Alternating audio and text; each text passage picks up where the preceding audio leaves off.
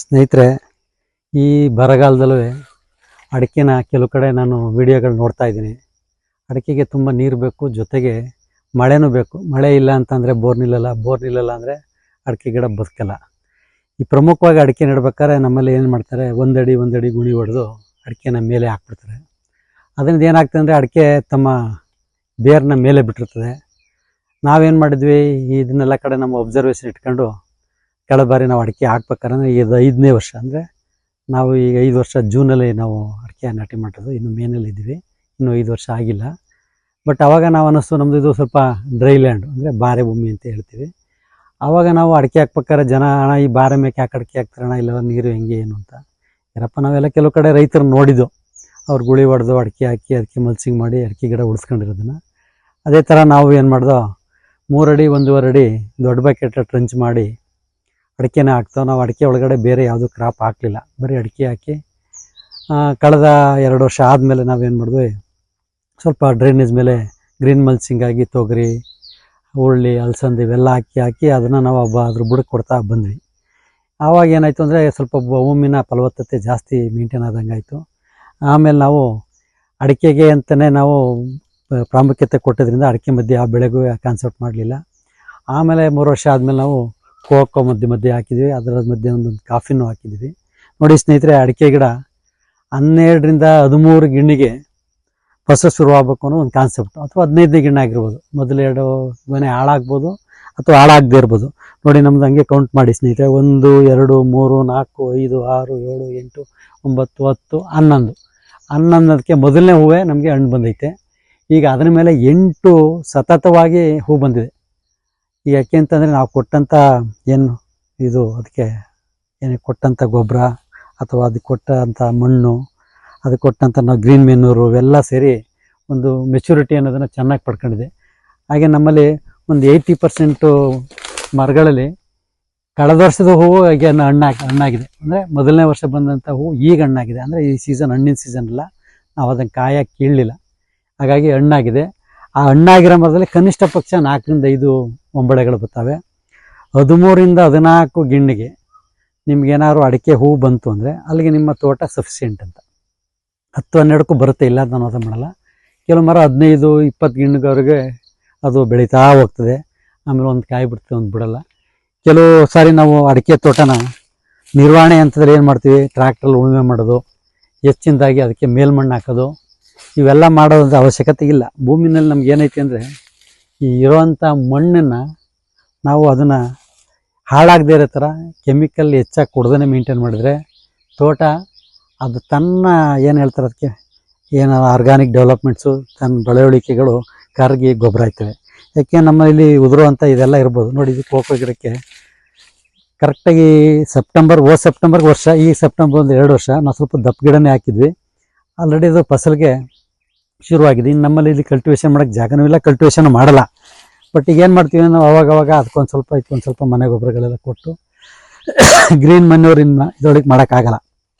ಈ ತೋಟದಲ್ಲಿ ಏನು ಬರುತ್ತೋ ಅದನ್ನೇ ಈ ತೋಟಕ್ಕೆ ಹಾಕ್ಬೇಕು. ನೀವು ತೋಟದಿಂದ ಹೊರಗೆ ಹಾಕಿ ಬೆಂಕಿ ಹಾಕಿ ಸುಡೋದು, ಕ್ಲೀನ್ ಮಾಡೋದು ಅವಶ್ಯಕತೆ ಇಲ್ಲ. ಟೈಮಲ್ಲಿ ನಮಗೆ ವ್ಯವಸಾಯಕ್ಕೆ ಅಂದರೆ ಓಡಾಡೋಕ್ಕೆ ಅಥವಾ ನಾವು ಕಳೆ ತೆಗಿಲಿಕ್ಕೆ ಅನುಕೂಲ ಮಾಡಿಕೊಡೋಕ್ಕೆ ವೀಡ್ ಕಟ್ರು ಅಥವಾ ನಿಮ್ಮಲ್ಲಿ ಏನಾದ್ರು ಮ್ಯಾನ್ ಪವರ್ ಬಳಸಿ ತೋಟನ ಕ್ಲೀನ್ ಮಾಡ್ತಾ ಹೋಗ್ಬೋದು. ನೋಡಿ, ಇದು ಕೋಕೋ ಗಿಡ ಇನ್ನೂ 1.5 ವರ್ಷ ಆಗಿಲ್ಲ, ಅಂದರೆ ಆಲ್ರೆಡಿ ಇದರಲ್ಲೇ ಫಸಲು ಶುರುವಾಯಿತು ಅಂತ ಅಂದ್ಕೊಂಡಿದ್ವಿ. ಇದನ್ನು ನೋಡ್ಬೇಕು ನೀವು, ಇದು ತುಂಬ ಹೂವನ್ನು ಬಿಟ್ಟು ಅಲ್ಲೇ ಒಳ್ಳಾಗ ಹಂತಕ್ಕೆ ಬಂದಿದೆ. ಅದೇ ಥರ ಇಲ್ಲಿ ಒಂದು ಬಾಳೆ ಗಿಡ, ತುಂಬ ಹಳೆ ಗಿಡ, ಅಂದರೆ ನಮ್ಮ ತೋಟದಲ್ಲಿ ಉಳಿದಿದ್ದ ಬಾಳೆ ಗಿಡ. ಈ ಬಾಳೆ ಪಕ್ಕದಲ್ಲಿ ಅಡಿಕೆ ಹಾಕಿದ್ರೆ ಏನಾಯ್ತು ಅನ್ನೋಕ್ಕೆ ನಮಗೆ ತಂದೆ ಇದೈತೆ ನೋಡಿ. ಇದು ಬಾಳೆ ಬುಡಕ್ಕೆ ಸೇರ್ಕೊಂಡಿರೋಂಥ ಅಡಿಕೆ ಮರ ಡೆವಲಪ್ಮೆಂಟ್ ಆಗಲಿಲ್ಲ.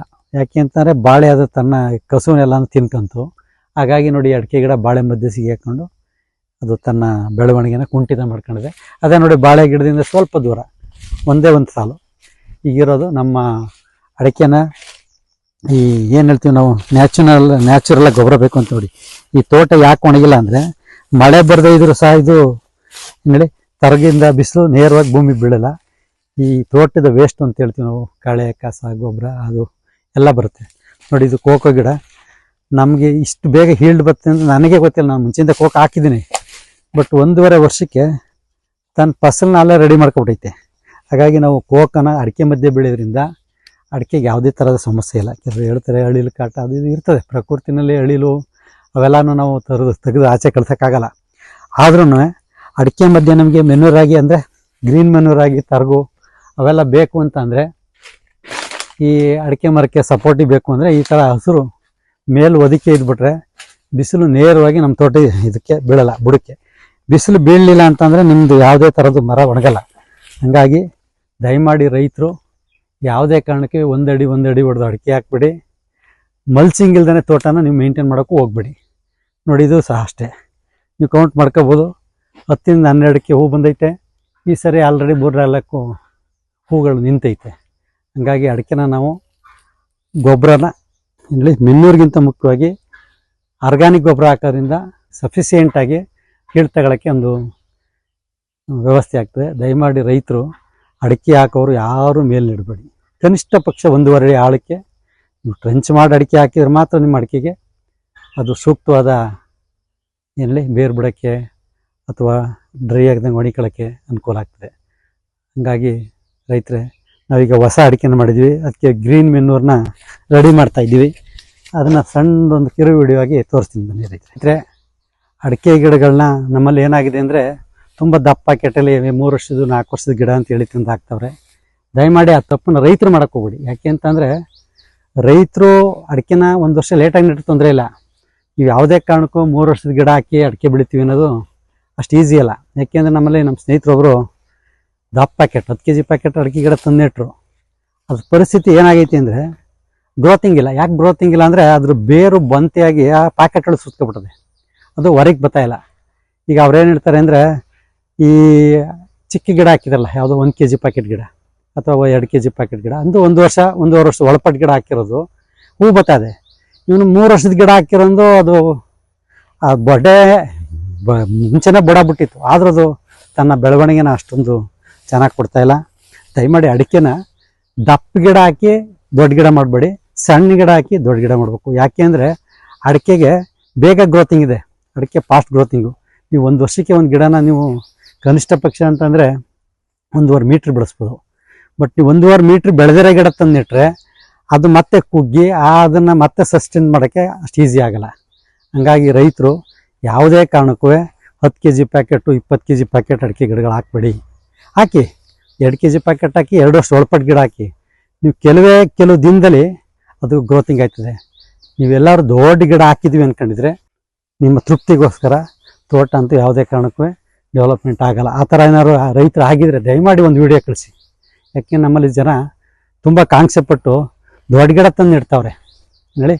2 ವರ್ಷದ್ದು ಅಲ್ಲ 3 ವರ್ಷದ್ದು 4 ವರ್ಷದ್ದು ಬುಡ ಬಿಟ್ಟರೆ ಅದು ಪ್ಯಾಕೆಟಲ್ಲಿ. ನಾನು ಹೇಳೋದು ಬುಡ ಎಲ್ಲಿ ಬಿಡ್ಬೇಕು, ಅದು ಭೂಮಿಲಿ ಬಿಡಬೇಕು. ಭೂಮಿಲಿ ಬಿಡೋ ಗಿಡನ ನೀವು ಅಲ್ಲೋಗಿ ಪ್ಯಾಕೆಟಲ್ಲಿ ಬಿಡಿಸಿದ್ರೆ ಭೂಮಿಗೆ ಹೆಂಗೆ ಅಡಾಪ್ಟ್ ಆಗ್ತದೆ? ದಯಮಾಡಿ ರೈತರು ಅರ್ಥ ಮಾಡ್ಕೋಬೇಕು. ಅದನ್ನು ಸಹ ನೀವು ದೊಡ್ಡ ಟ್ರಂಚ್ ಮಾಡಿ ಹಾಕ್ಬೇಕು. ಅದನ್ನೇನು ಮಾಡ್ತಾರೆ, ಈಗ ಕಾಂಟ್ರಾಕ್ಟ್ ಲೇಬರು 1 ಅಡಿ ಗುಣಿ ತೆಗೆದ್ಬಿಟ್ಟು ಗುಂಡಿ ಒಳಗೆ ಇಟ್ಬಿಡ್ತಾರೆ. ಅದ್ರ ಬುಡ ಮೇಲೆ ಇರ್ತದೆ ಹೊರತು ಭೂಮಿ ಒಳಗೆ ಸೇರ್ಕೊಳ್ಳಲ್ಲ. ಹಂಗಾಗಿ ರೈತರು ಯಾವುದೇ ಕಾರಣಕ್ಕೂ ಅಡಿಕೆ ಗಿಡ ಹಾಕುವಾಗ ಸ್ವಲ್ಪ ಯೋಚನೆ ಮಾಡಿ. ಏನಂದರೆ ದೊಡ್ಡ ಗಿಡ ನೆಟ್ಟು ಕಾಯಿ ಬಿಡ್ಸೋದಲ್ಲ, ಚಿಕ್ಕ ಗಿಡ ನೆಟ್ಟು ದೊಡ್ಡ ಗಿಡ ಮಾಡಿ. ನನ್ನ ವೈಯಕ್ತಿಕ ಅನುಭವ, ನಾವು ಮರನೇ ಕಿತ್ತು ನೆಟ್ಬಿಟ್ಟಿದ್ವಿ, ಅಡಿಕೆ ಮರ ಬದುಕ್ತದೆ, ತೊಂದರೆ ಇಲ್ಲ. ಬಟ್ ಅದು ಅನ್ಕೊಂಡಷ್ಟು ಸಸ್ಟೆಂಟಾಗಿ ಅಥವಾ ಏನು ಹೇಳಿ ಅದ್ರ ಗ್ರೋತಿಂಗ್ ಬರೋಲ್ಲ. ನಾವು ಅದಕ್ಕೆ ಹೇಳೋದು, ಅಡಿಕೆ ನೆಡ್ಬೇಕಾದ್ರೆ ತೀರಾ 2 ವರ್ಷ ವಿತಿನ್ 2 ಇಯರ್ಸಲ್ಲಿ ಅಡಿಕೆನ ಕ್ಲೋಸ್ ಮಾಡಬೇಕು ಅಂತ ನಾವು ನಾಟಿ ಮಾಡಬೇಕು ಅಂತ ಹೇಳ್ಕೊತೀವಿ. ಈಗ ನಾವು ಮಾಡಿದ್ದು ಅಷ್ಟೇ 1-1.5 ವರ್ಷದ ಗಿಡ ಹಾಕಿದ್ವಿ. ಈಗ ಕರೆಕ್ಟಾಗಿ ಅದು 5 ವರ್ಷ ಬಂತು. ಇನ್ನು 5 ವರ್ಷಕ್ಕೆ ಈ ವರ್ಷ ನಮಗೆ ನೆಕ್ಸ್ಟು ಒಂದು 30% ಕ್ರಾಪು. ನಾನು ಯಾವುದೇ ಕಾರಣಕ್ಕೂ 5 ವರ್ಷಕ್ಕೆ 100% ಕ್ರಾಪ್ಸು ಅಂತ ಹೇಳಲ್ಲ. ರೈತರಿಗೆ ಸುಮ್ಮನೆ ನಮ್ಮನ್ನು ಏನು ಹೇಳ್ತಾರೆ, ಫ್ರಾಡ್ ಮಾಡ್ತಾರೆ. ಯಾಕೆ ಅಂತಾರೆ 5 ವರ್ಷಕ್ಕೆ ಅಡಿಕೆ ಕಾಯಿ ಬಿಡ್ತದೆ ಅಂತ. ಬಿಡ್ತದೆ ಇಲ್ಲ ಅಂತ ನಾನು ಎಲ್ಲೂ ಹೇಳಿಲ್ಲ. ಎಷ್ಟು ಬಿಡ್ಬೋದು ನಮಗೆ? ಒಂದು 20%, 30%, 50% ಮಾಡಿದ್ರೆ ರೈತ ತುಂಬ ಚೆನ್ನಾಗಿ ಮಾಡೋನೆ ಅಂತ. ಯಾಕೆ ಅಂತಂದರೆ 50% ಬರಬೇಕು ಅಂದರೆ ಆವ್ರೇಜ್ಗೆ ಅದು ವ್ಯವಸಾಯ ಕರೆಕ್ಟಾಗಿ ಮಾಡಿರ್ಬೇಕು. ನಮ್ಮಲ್ಲಿ ಏನಾಗಿದೆ, ರೈತರಲ್ಲಿ ಕೆಲವು ಸಾರಿ ನೀರನ್ನು ನೋಡ್ತಾನೋ, ಕೆಲವು ಸಾರಿ ಏನು ಕರೆಂಟು, ಒಂದು ಸಾರಿ ಅಪ್ಪಿತಪ್ಪಿ ಕರೆಂಟ್ ಒಂದು ವಾರ ಇಲ್ಲ ಅಂತಂದರೆ ಇಡೀ ತೋಟ ನಮ್ಮಲ್ಲಿ ಏನು ಹೇಳ್ತಾಳೆ ಸಿಂಕ್ ಆಗಿಬಿಡ್ತದೆ. ಹಾಗಾಗಿ ನೀವು ವಾಟರ್ ಮ್ಯಾನೇಜ್ಮೆಂಟ್ ಇದೆಯಲ್ಲ ಅಡಿಕೆನಲ್ಲಿ, ನೀವು 99% ರೆಡಿ ಇರಬೇಕು. ಮಳೆ ಬರಲಿಲ್ವಾ ಜನ್ರೇಟ್ರ್ ಹಾಕಿ ಹೊಡಿತೀವಿ ಅನ್ನೋದಿರ್ಬೇಕು, ಕರೆಂಟ್ ಇಲ್ವಾ ಜನ್ರೇಟ್ರ್ ಹಾಕಿ ಹೊಡಿತೀವಿ ಅಂತಿರ್ಬೇಕು. ಇವೇನೂ ಮಾಡೋಕ್ಕಾಗಲಿ ಅಂದರೆ ಅಡಿಕೆನ ಸಸ್ಟೈನ್ ಉಳಿಸ್ಕೊಳಕ್ಕಾಗಲ್ಲ. ಯಾಕೆಂದರೆ ಈ ವರ್ಷ ತುಂಬ ವಿಡಿಯೋಗಳು ನಾನು ನೋಡ್ತಾ ಇದ್ದೀನಿ, ಕೆಲವು ತೋಟಗಳು ತೋಟ ಒಣಗೋಯ್ತದೆ. ದಯಮಾಡಿ ಅಡಿಕೆ ಹಾಕೋರು ನೀರಿನ ಲಭ್ಯತೆ ನೋಡಿ, ನೀರು ಸಿಗುತ್ತಾ, ಅಡಿಕೆ ಬೆಳಿಬೋದಾ ಅಂಥ ಭೂಮಿಗಳಿಗೆ ಅಡಿಕೆ ಹಾಕಿ. ದಯಮಾಡಿ ಅಡಿಕೆ ರೇಟ್ ಅದೇ ಅಂತ ಬಾರೆಲ್ಲ ಹಾಕಿ ನೀರಲ್ಲೇ ಒಣಗೋರೆ ಅವನು 5 ವರ್ಷಕ್ಕೆ ಬೆಳೆದಿರ್ತಾನೆ, ಆ ರೈತ ಎಲ್ಲಿಗೆ ಹೋಗ್ತಾನೆ ಅಂತ ಯಾರಿಗೂ ಗೊತ್ತಾಗಲ್ಲ. ದಯಮಾಡಿ ರೈತರು 1000 ಗಿಡ ಬೆಳೆ ಅಥವಾ 500 ಬೆಳೀರಿ, ನೀರು ನೋಡಿ ಬೆಳೀರಿ. 100 ಗಿಡಕ್ಕೆ ಆಗುತ್ತಾ ನೀರು, 100 ಗಿಡ ಬೆಳೀರಿ. ನೀವು 1000 ಗಿಡಕ್ಕೆ ನೀರಿದೆ ಹಾಕೊಂಡು ಬೆಳೀರಿ ಅಂತಂದರೆ ಎಷ್ಟು ಬೇಕಾದ್ರೆ ಬೆಳಿಬೋದು.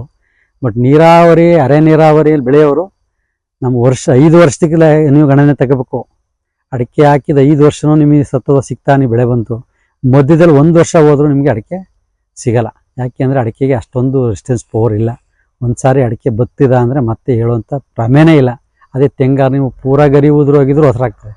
ದಯಮಾಡಿ ರೈತರು ಇದೊಂದು ವಿಚಾರದಲ್ಲಿ ನೀರಿನ ಲಭ್ಯತೆ ಮೇಲೆ ಅಡಿಕೆ ಹಾಕಬೇಕೆ ಹೊರತು ನಮ್ಮ ಭೂಮಿ ಇದೆ ಅಂತ ಅಡಿಕೆ ಹಾಕೋದ್ರಲ್ಲಿ ಅರ್ಥ ಇಲ್ಲ. ಕೆಲವು ಕಡೆ ಹೇಳ್ತಾರೆ ಟ್ಯಾಂಕರ್ ನೀರು ಸಪ್ಲೈ ಮಾಡ್ತಾರಂತೆ. ದಯಮಾಡಿ ಅಷ್ಟೊಂದು ದುಡ್ಡು ಅಡಿಕೆಲಿ ಬರ್ತದೆ ಅಂತ ನಮಗೆ ಗೊತ್ತಿಲ್ಲ. ಬಟ್ 1 ಟ್ಯಾಂಕರ್ 4,000 5,000 ಅಂತಾರೆ. 50 ಟ್ಯಾಂಕರ್ ಹೊಡೆದ್ರೆ ನಮ್ಗೆ 2 ಲಕ್ಷ ಹೋಯ್ತು. ಎಲ್ಲಿ ಒಂದು ಎಕರೆಲಿ 2 ಲಕ್ಷ ಉಳಿಯೋದೇ ಕಷ್ಟ. ಅವ್ನು 2 ಲಕ್ಷ ರೂಪಾಯಿ ನೀರಿಗೆ ಕೊಟ್ಟು ಅಡಿಕೆ ಹಾಕಿ ಬೆಳಿಬೇಕು ಅವನು. ಹಾಗಾಗಿ ನೋಡಿ ಸ್ನೇಹಿತರೆ, ನಾವಿದು 2 ವರ್ಷದ ಅಡಿಕೆ. ಈ ಅಡಿಕೆನಲ್ಲಿ ನಾವು ಲೈವ್ ಮಲ್ಚಾಗಿ ಅಲಸಂದೆ ಮತ್ತು ತೊಗರಿ ಹಾಕಿದ್ವಿ. ಈಗ ಅದನ್ನು ನಾವು ಲಾಸ್ಟ್ ಟೈಮು ಒಂದು ರೋಟ್ರ್ ಅಂತ ಹೊಡೆದಿದ್ವಿ.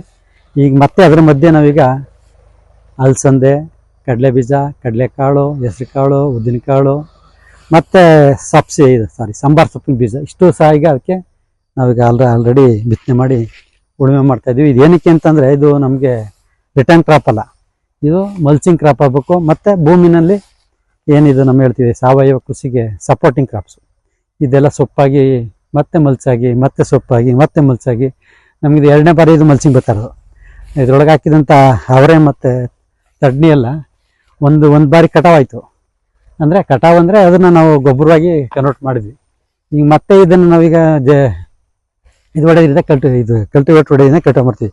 ಯಾಕೆ ಅಂದರೆ ವಿತಿನ್ 3 ಇಯರ್ಸಲ್ಲಿ ನಾವು ಅಡಿಕೆ ತೋಟನ ಹೇಳಿ ಇದಕ್ಕೆ ತೊಗೊಂಡೋಗ್ತೀವಿ. ಅದಕ್ಕೆ ನ್ಯಾಚುರಲ್ ಫಾರ್ಮಿಂಗ್ ಅಂದರೆ ನಾವು ಅದಕ್ಕೆ ಇನ್ಯಾವುದೇ ಥರದ ಉಳುಮೆ ಏನು ಮಾಡಲ್ಲ. ಇದು ನಾವು ಜೀರೋ ಕಲ್ಟಿವೇಷನ್ಗೆ ಅಡಾಪ್ಟ್ ಮಾಡ್ಕೋಬೇಕು. ಹಂಗಾಗಿ ಅಷ್ಟರೊಳಗೆ ಈ ಅಡಿಕೆ ಮೇಲೆ ಬರೋ ಅಷ್ಟರಲ್ಲಿ ನಾವು ಅಡಿಕೆ ತೋಟಕ್ಕೆ ಏನು ನ್ಯಾಚುರಲ್ ಮೆನ್ಯೂರ್ ಬೇಕೋ ಅದನ್ನೆಲ್ಲ ಇದು ಮಾಡಿ ಈಗ ಅಡಿಕೆ ಸೊಪ್ಪು ಅದು ಇದೆಲ್ಲ ಕರಗಿ ಈಗ 5-6 ಹಂತದಲ್ಲಿ ನೋಡಿ ನಾವು ಅವರೇ ಹಾಕಿದ್ದು ಅವರೇ ಬೀಜ ಅದೇ ಬಿಟ್ಟರು. ನಾವೇನು ಅವರೇ ಮತ್ತೆ ಬಿತ್ತನೆ ಮಾಡಿಲ್ಲ. ಯಾವ ಅವರೇ ಕಾಳು ಹಾರ್ವೆಸ್ಟ್ ಮಾಡಲಿಲ್ಲ, ಗೊಬ್ಬರ ಆಯಿತು ಮತ್ತೆ ಬಂತು. ಇದನ್ನು ಮತ್ತೀಗ ನಾವು ರೋಟ್ ಹೊಡೆದು ಈ ಬೀಜ ಬಿತ್ತೀವಿ. ಈ ತದನಂತರ ಇದು ಮತ್ತೆ 3 ತಿಂಗಳು 6 ತಿಂಗಳು ನಮ್ಗೆ ಹೆಂಗೆ ಆ ಸಂದರ್ಭ ನೋಡ್ಕೊಂಡು ಮತ್ತೆ ಇನ್ನೊಂದು ಸಾರಿ ರೋಟ್ ಹೊಡೆದು 3ನೇ ವರ್ಷಕ್ಕೆ ಕ್ಲೋಸ್ ಮಾಡ್ತೀವಿ. ಈ ಅಡಿಕೆ ಗಿಡಕ್ಕೆ 2 ವರ್ಷ ಆಯ್ತಲ್ಲ ಆಲ್ರೆಡಿ. ಮೇ 26ಕ್ಕೆ ನಾಟಿ ಮಾಡಿ 2 ವರ್ಷ ಆಯಿತು. ಮತ್ತು ಒಂದು ವೀಡಿಯೋ ಐತೆ ಬೇಕಾದ್ರೆ ಹಾಕ್ತೀನಿ ನೋಡಿ.